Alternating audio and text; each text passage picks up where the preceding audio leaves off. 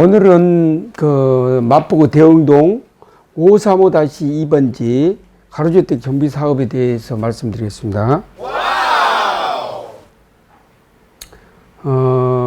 사업 개요는 그 535-2번지 33필지 가로주택 정비 사업이고, 위치는 여기 그 일대고, 면적 약 1200평, 2종 일반 주거지역이고, 약 지금 총 세대수는 91세대 정도 지금 예상하고 있어요. 또 가칭 대흥동 535-2번지 가로주택 정비 사업이고, 구청으로부터 연번호를 받아가지고 지금 진구 중에 있어요. 그러면 가로주택 정비 사업은 무슨 법에 근거하냐 그러면 빈집 및 소규모 주택 정비에 관한 특례법 시행령인데,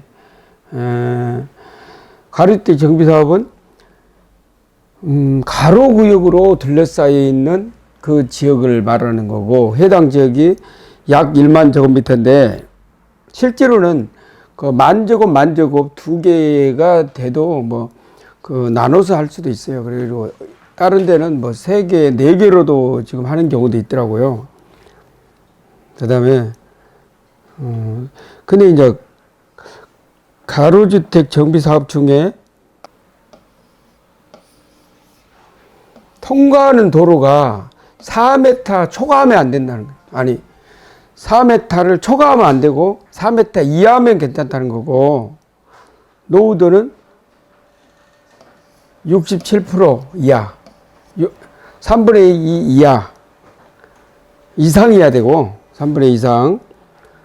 그리고 단독주택 호수가 10개 10% 이상이고, 공동주택은 20% 이상. 만약에 두 개 혼합이 되어 있을 때는 단독주택하고 공동주택 합이 20% 이상이고, 우리 조감도는 이 모양이고, 사업 예정 구역에서 설계는 이렇게, 평형은 이렇게 돼 있고, 59평대, 84평, 84제곱미터, 전용 면적 기준으로 이렇게 배정이 돼 있는데, 이것도 약간은 변경될 수 있습니다. 우리 지적도상 면적은 이렇게 돼 있고,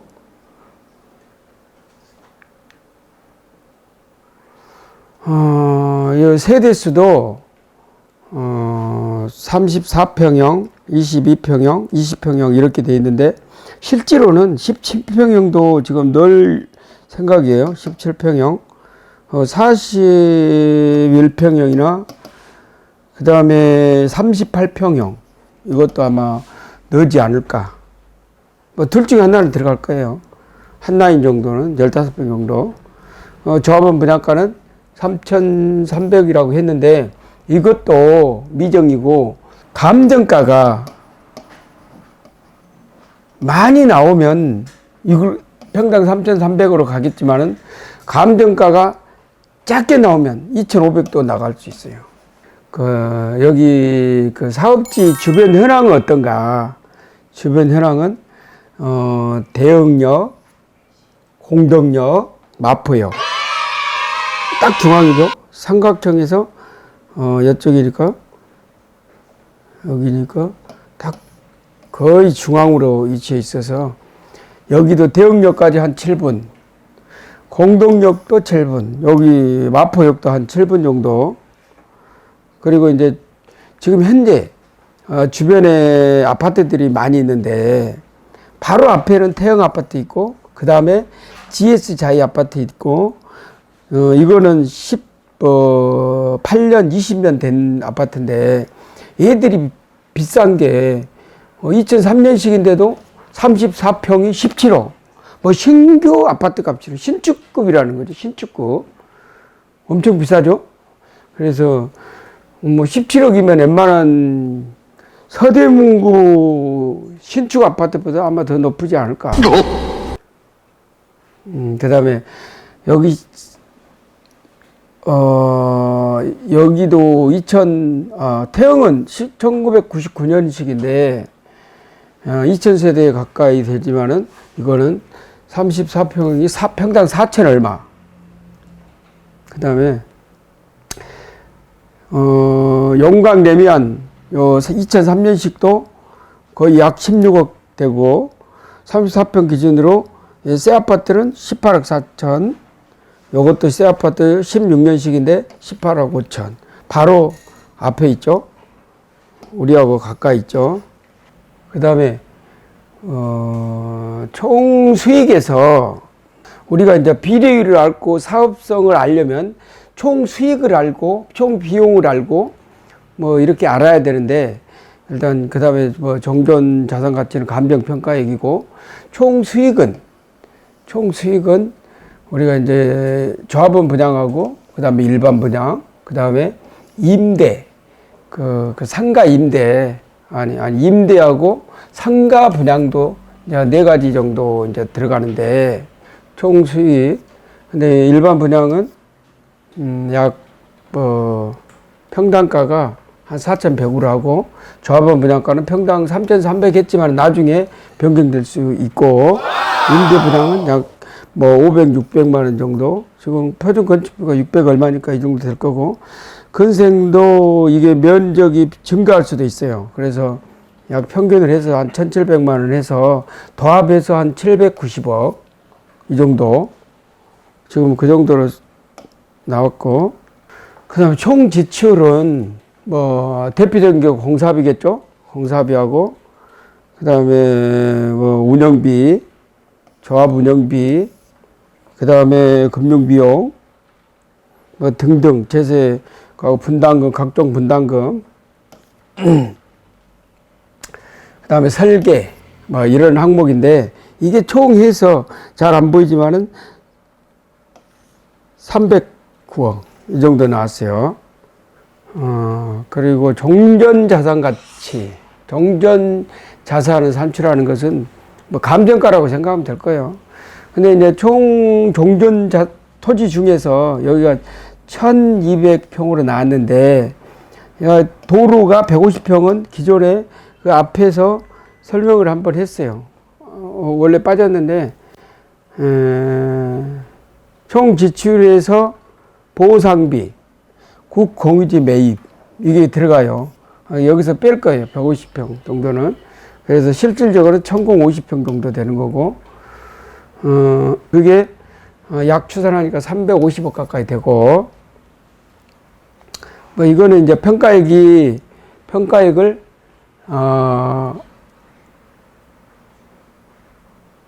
감정회사 두 군데에서 평균해서 하는데,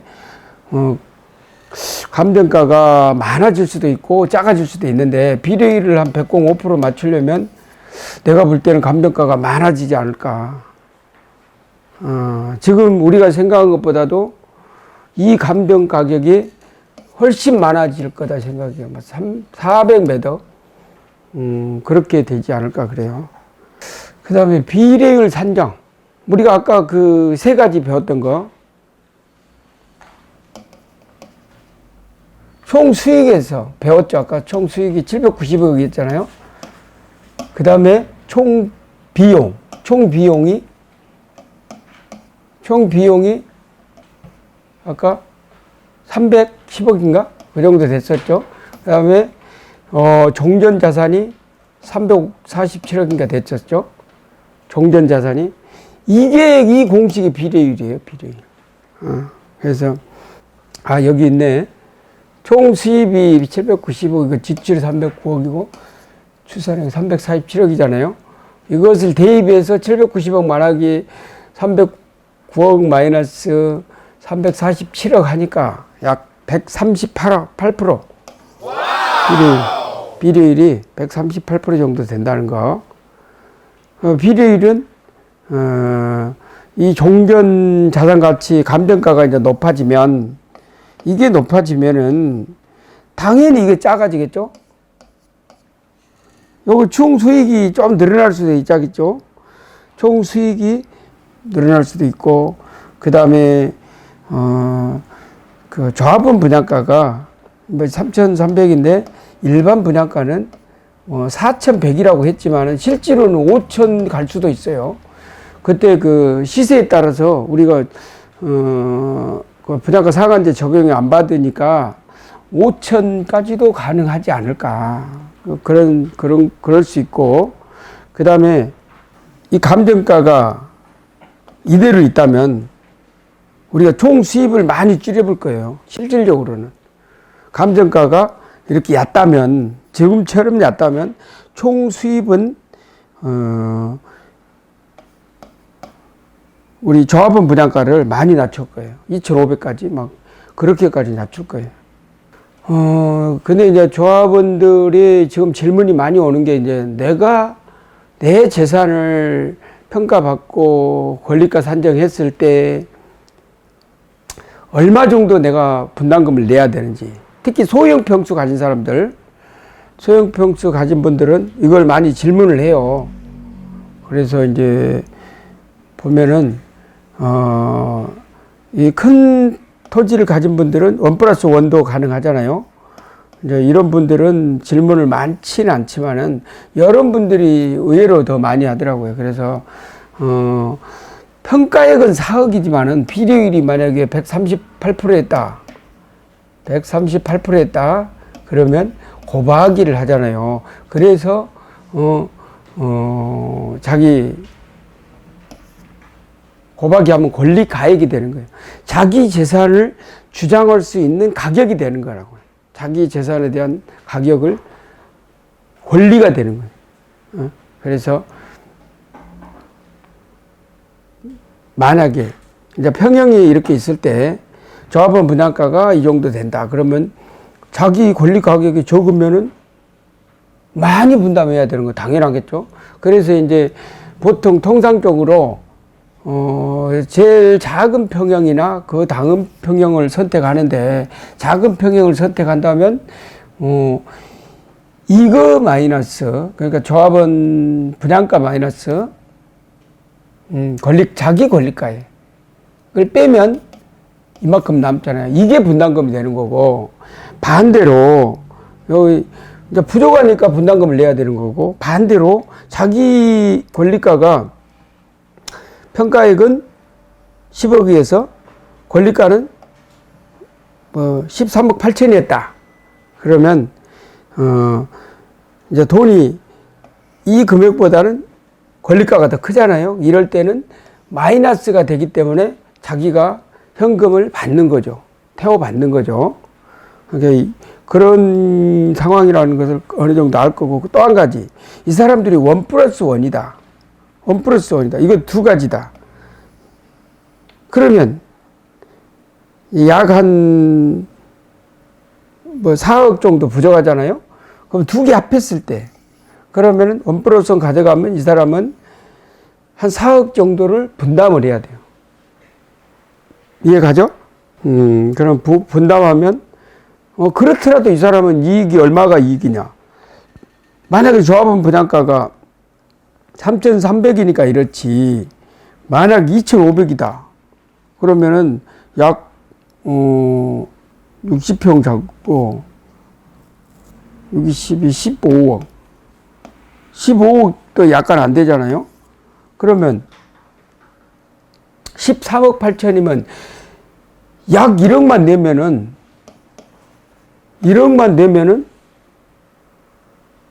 이 추가 분담금 내고 이걸 두 개로 가져가는 거죠. 25평, 34평. 25평, 34평. 1억만 내면, 그러면 이분들은 훨씬 이익이라는 거예요.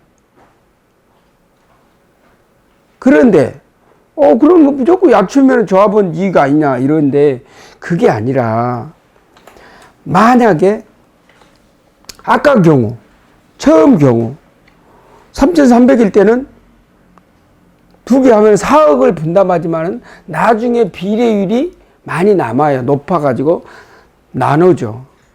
그렇기 때문에 거의 똑같아요. 결과적으로는 거의 똑같은데, 이제 세금 관계 때문에 비례율을 105%, 107%, 103%이 정도 맞춘다는 거죠.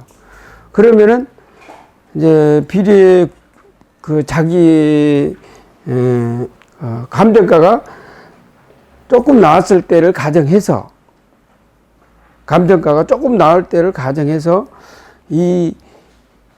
그 조합원 평당 분양가는 얕아진다는 거. 2,500까지 막 얕아진다는 거. 어차피 돈이 남으니까 낮을 수밖에 없어요. 낮아질 수밖에 없죠. 그리고 이번에는 가로주택 정비 사업하고 재개발에 그러면 어디를 투자할까? 어디가 수익성이 좋은가? 이것을 한번 이제 비교를 해봤는데, 가로주택 정비 사업은 통상 기간이 작기 때문에 우리가 투자 기간을 2년을 잡아봤어요. 2년만. 그게 이제 2주까지. 예를 들면 2주까지 2년이다. 그러면 재개발은 2주까지 8년이다. 2주까지. 똑같이 2주까지. 그러면, 재개발 같은 경우는 2주까지 8년이니까 당연히 나중에 최종 프리미엄은 많을 수밖에 없어요. 기간이 기니까 당연한 거죠. 근데 조그만 소형 평수를 만약에 했다 하고, 소형 평수를 투자했다 하고 갭 투자로 전세에 앉고, 만약에 그 가로주택 정비 사업은 실 투자금을 3억을 넣었다. 그리고 재개발은 4억을 넣었다. 4억을 넣고 그랬을 때 투자 기간은 2년 대 8년이요. 그러면 얼른 봐서는 투자 기간이 4배니까 4배, 최소 4배 이상이 돼야 된다. 최소 4배 이상이 돼야 되는데 실제로 과연 그럴까? 그러면 가로주택 정비사업 2년 동안에 만약에 2년 후에 매도를 했다 하자고. 그럼 2억을 벌었다 하자고. 뭐 2, 3억도 벌 수 있어요. 3억도 벌 수 있고. 심지어는 4억도 벌 수는 있는데, 2억만 벌었다 하고, 그 다음에 재개발도 8년간 한 6억 정도는 벌었다 하자고. 차익을 봤다 하자고. 근데 왜 6억밖에 힘드냐 그러면 3억이라는 프리미엄이 이미 발생해서 산 경우가 많다는 거죠. 어느 정도 진행이 되면은 워낙 재개발들은 보통 대단지다 보니까 피가 많이 형성이 돼 있어요. 프리미엄이. 그래서 만약에 프리미엄이 없을 때는 그럼 어떠냐? 그러면 8년이 아니라 10년이겠지. 10년 정도 길게 봐야 된다. 10년으로 해서 약 한 9억 정도 차익이니까, 9억 차익이니까, 더 수익성은 더 좋아졌는데, 그런데 만약에 피가 제로일 때 들어가려면 실패할 수도 있어요. 실패할 확률이 높다. 왜? 피가 없을 때 하면 아무 바람이 안 불 때 자기가 판단해서 누군가의 말을 듣고 판단해서 딱 들어가야 되거든. 근데 그게 얼마나 어렵겠냐고. 그 절차상으로, 가로주택 정비 사업은 이 세 가지가 생략이 되는, 기본 계획 수립도 빠지고, 그 다음에 구역 지정도 빠지고, 추진위원회도 설립도 빠진다.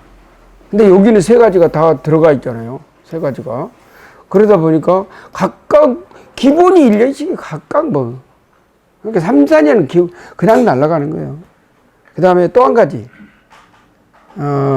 사업 시행 인가하고 관리 처분은 통합해서 하고, 그 다음에, 건축 심의 같은 경우도 통합 심의해가지고 편하게 가요. 환경영향평가, 교통영향평가, 그런 것도 거의 다 한꺼번에 가버리니까. 그 다음에 바로, 거의 분양하고 착공, 이렇게 가는데, 이거는 관리처분 계획을 다 세워서 반드시 하고 가야 돼, 또. 그래서 여기는 평균 한 10년 걸리고, 여기는 3, 4년 걸린다겠는데, 재개발 같은 경우 평균 10년이면 짧은 거예요. 혜택, 가로주택 정비사업 혜택이 아주 많아요. 첫째는 기간 짧은 건 아까 했고, 조합원 지양도. 조합원 지양도가 재건축은 조합 설립 인가 이후에가 금지돼 버려요. 재건축이. 옛날에는 안 그랬지만은 정부에서 금지시켜 놨어. 그 다음에 재개발은 관리처분 이후에 금지시킨 거고, 지양도가 안 된다는 거죠. 그러니까 팔 수 없다. 그 뜻이죠.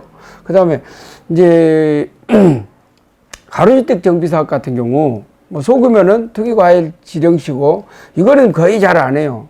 많이 안 하고, 가로주택 정비사업 많이 하잖아요.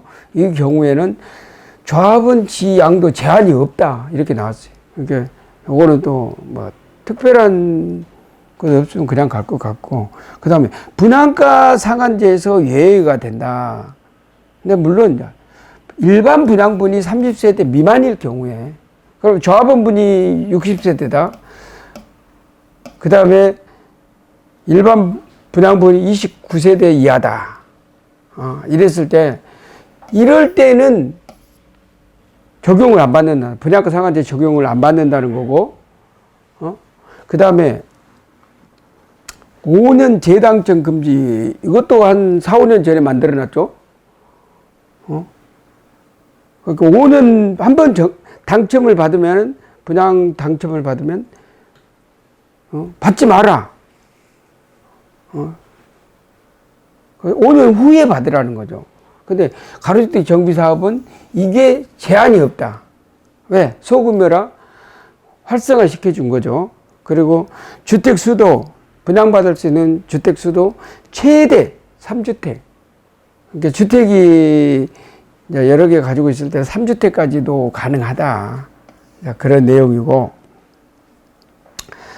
그 다음에 또 한 가지는 뭐 상가주택 같은 경우는, 상가주택은 우리가 보면은 이제 민감한 부분인데, 감정가 내에서는 가능한 걸로, 뭐 2주택도 가능할 거예요. 근데 지금 확실한 건 없고, 그리고 기본이 주택 하나, 상가 하나, 뭐 이런 식으로 주택 하나, 상가 하나, 상가. 그렇고, 그 다음에 뭐 임대주택 공급 의무는 없어요, 사실은. 근데 우리가 임대주택 짓는 이유는 혜택을 받기 위해서.